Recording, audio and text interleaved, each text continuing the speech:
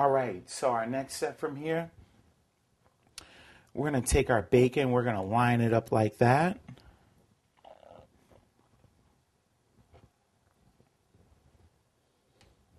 Just like that. So simple. Look at that one. Calling my name. Calling my name. I like to start from the thicker end up top as opposed to thinner end.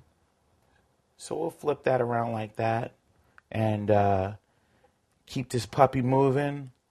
And what we're going to do, we're just going to lightly like stretch it a little bit. You see that? We're going to tightly wrap it.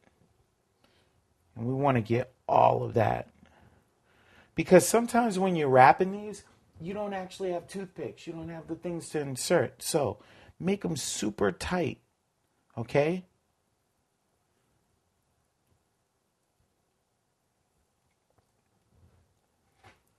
Look at that. That's perfect right there. Bacon wrapped scallop. Doesn't get any better than that. Pop that right there. We're going to go with our second one. Okay, like I said, literally you want to have your bacon and prosciutto covering all of it. Stay with me, big fella. Stay with me.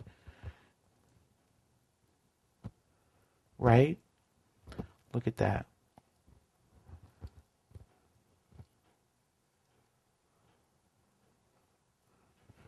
Now, see, that's the improper way to do it. Okay? Didn't come out right. And you know what? Sometimes they might not come out right. Just try it again. That's all. It's kind of like gymnastics, you know? Once you don't succeed, try again. Booyah.